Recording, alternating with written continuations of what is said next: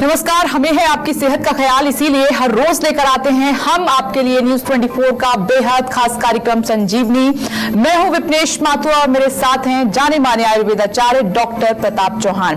Doctor Chauhan, बहुत बहुत स्वागत है आपका संजीवनी में। थैंक यू जी। हर मौसम में सेहतमंद रहने के लिए कैसे और कब खाएं त्रिफला, जानिए त्रिफला खाने के आयुर्वेदिक तरीके सिर्फ डॉक्टर प्रताप चौहान से संजीवनी में। आज संजीवनी में हम बात करेंगे 3 फलों से मिलकर बनी उस चमत्कारी आयुर्वेदिक औषधि की जो एक नहीं, 2 नहीं, बल्कि हजारों बीमारियों में बेहद असरदार और बेहद फायदेमंद है। जी हाँ, वो है त्रिफला। लेकिन त्रिफला के फायदे ही नहीं बल्कि कुछ नुकसान भी हैं। इसीलिए आज डॉक्टर चौहान आपको बताएंगे कि कब त्रिफला लेना है, फायदेमंद है, और कब किन सिचुएशंस में त्रिफला का सेवन आपकी सेहत के लिए बेहद खतरनाक साबित हो सकता है। तो चलिए आज की चर्चा की शुरुआत कर लेते हैं और सबसे पहले जानते हैं कि त्रिफला चूर्ण आखिर है क्या, ये क्यों और कैसे बहुत ज्यादा फायदेमंद है हम सबके लिए। डॉक्टर चौहान, अमूमन घर में ये चूर्ण पाया जाता है, त्रिफला का इस्तेमाल करते हैं, इसके बारे में हमें बताइए और कैसे फायदेमंद है। देखिए, जैसे आपने कहा कि एक नहीं, 2 नहीं, हजारों बीमारियों में लाभदायक है और यही इसका एक कारण है कि हर घर में मौजूद रहता है। यानी कि कुछ भी प्रॉब्लम होगी तो कहीं ना कहीं त्रिफला गुण करेगा। आयुर्वेद की दृष्टि से थोड़ा समझने की कोशिश यदि करें तो त्रिफला यानी कि 3 फलों से बना हुआ एक योग है ये। इसमें जो 3 फल हैं वो आंवला है, हरड़ है, बहेड़ा है। आयुर्वेद में इसको आमलकी, विभितकी, हरितकी के नाम से जाना जाता है। और ये तीनों फल जो हैं ये अपने आप में अमृत तुल्य हैं। बिल्कुल जैसा कहें कि इतने सारे गुण इनके अंदर पाए जाते हैं। अगर हम देखें गुणों की भरमार इनके अंदर, दीपन पाचन यानी कि हमारे डाइजेस्टिव सिस्टम के लिए तो बहुत बढ़िया है। उसके अतिरिक्त रसायन का काम करते हैं, यानी कि रिजुविनेशन का काम करते हैं। हमारे शरीर में जो शरीर की शक्ति, जो रोग से लड़ने की शक्ति, उसको बढ़ाते हैं। और यही नहीं, आंखों के लिए त्रिफला बहुत अच्छा है। अक्सर हम कई बार बताते हैं कि आंखों की रोशनी के लिए त्रिफला अच्छा है, चक्षुष्य उसको कहते हैं आयुर्वेद की भाषा में। और इसके अतिरिक्त अगर देखें तो रक्त शोधक भी है, खून साफ करता है, रक्त वर्धक भी है, खून बनाने का काम भी करता है। और आधुनिक भाषा में कहें तो एंटीऑक्सीडेंट, जो आजकल आप नाम सुनते होंगे, एंटीऑक्सीडेंट जो फ्री रेडिकल्स को नष्ट करता है हमारे। और अभी काफ़ी सारी रिसर्च त्रिफला के ऊपर हुई है, यहाँ तक भी पाया गया है कि ये कैंसर का भी प्रिवेंशन करता है और कैंसर के रोगियों में भी लाभदायक है। लेकिन ये सारे गुण तो मैंने आपको बता दिए।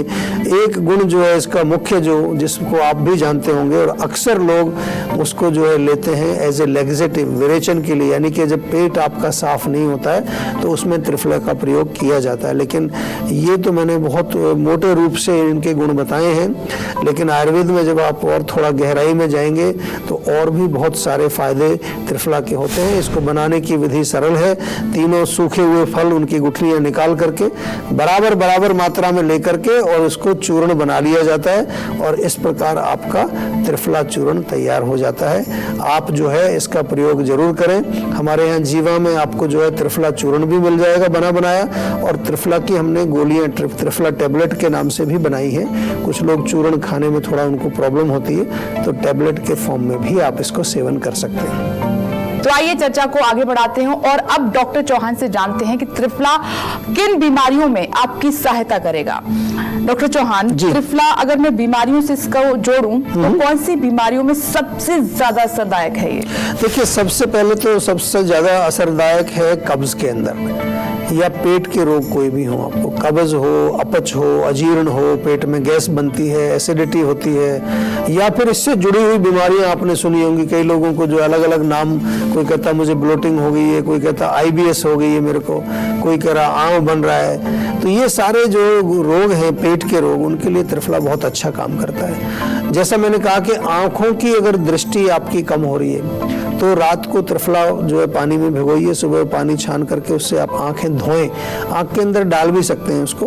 और जो लोगों को जो है ओल्ड एज में थोड़ा सा नज़र कमज़ोर होने लगती है, जैसे आप 40-45 के होते हैं तो पढ़ने का चश्मा लग जाता है आपको, वहाँ भी त्रिफला बहुत अच्छा काम करता है। इसके अलावा जो है एनीमिया यानी कि खून की कमी किसी को हो, या रक्त शोधन का, जैसे मैंने आपको इसका एक गुण बताया, यानी कि खून में खराबी, आपके किसी प्रकार के त्वचा के रोग हैं, आपको खारिश खुजली होती है, फोड़े फुंसी निकलते हैं, उसमें भी बहुत अच्छा काम करता है। और जहाँ तक जैसा कि हम इसकी बात करें रसायन की, तो जिन लोगों की इम्यूनिटी कमज़ोर होती है, जिन लोगों में शारीरिक शक्ति कमज़ोर होती है, वो लोग भी त्रिफला का सेवन कर सकते हैं। हमारे यहाँ पर त्रिफला किस प्रकार से सेवन करना चाहिए इसकी भी विधि बहुत लिखी है, और एक जगह पर ऐसा वर्णन है कि लगातार जो है आप कई साल तक त्रिफला खा सकते हैं, पूरा साल आप खा सकते हैं। 12 साल त्रिफला खाने का विधान भी लिखा हुआ है, और जिसमें लिखा है कि 12 साल लगातार यदि त्रिफला सेवन करें, उसका अलग अलग ऋतु में किसके साथ सेवन करना है उसका वर्णन है, और किस भाग में उसको आपको निर्माण करना है। तो वो कहते हैं कि वो उत्तम रसायन का काम करता है, यानी कि आप हमेशा जो है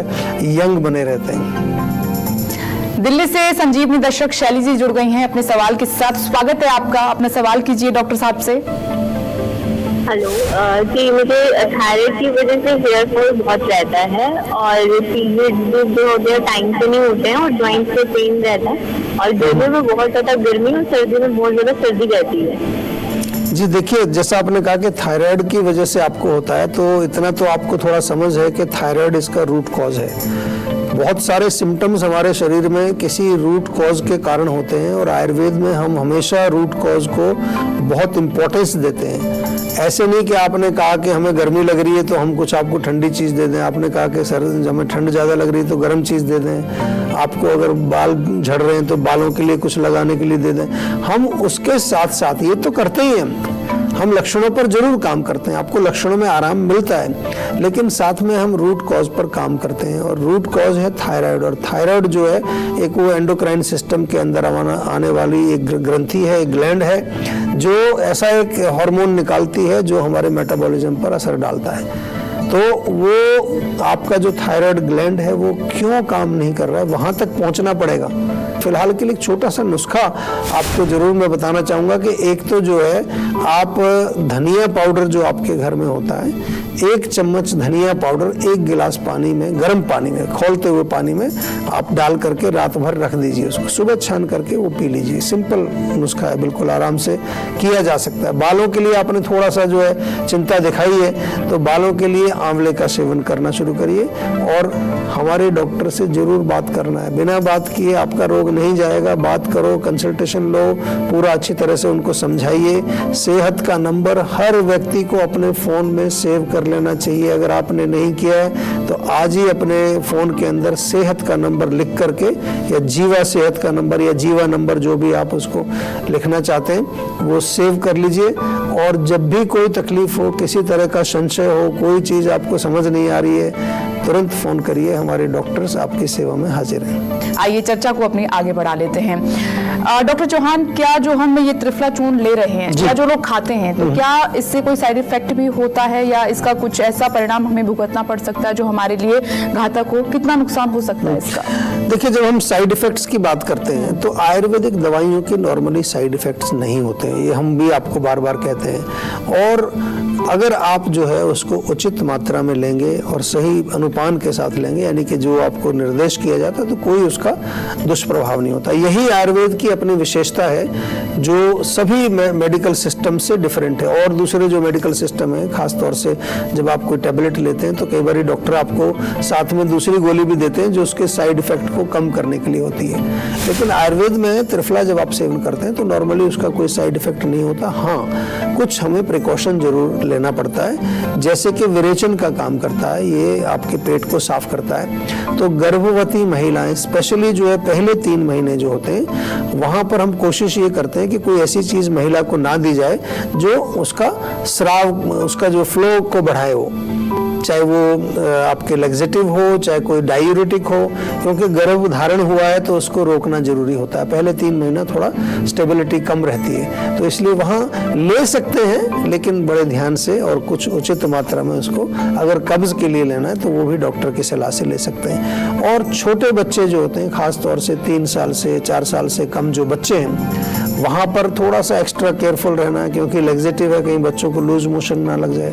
और केवल बच्चों में नहीं, बड़े लोगों का भी, कई ऐसे लोग हैं जिनका जो पेट बहुत मृदु होता है, यानी कि सॉफ्ट स्टमक उसको बोलते हैं, मृदु कोष्ठ आयुर्वेद में उसका नाम आया है। तो उन लोगों को कई बार अगर वो थोड़ा सा कोई ऐसी चीज भी, अगर लौकी की सब्जी भी खा लें, उससे भी लूज मोशन लग जाते हैं लोगों को। तो त्रिफला तो अपने आप में एक वैसी लैक्सेटिव का काम करता है, तो ऐसे लोगों में भी कई बार प्रॉब्लम ये कर सकता है। इसके अलावा आई डोंट थिंक कोई ऐसी प्रॉब्लम त्रिफला खाने से होती है। आराम से आप त्रिफला खा सकते हैं, पूरी लाइफ खा सकते हैं, इससे कोई नुकसान उस तरह के नहीं होते, किसी प्रकार की आदत इसकी नहीं बनती।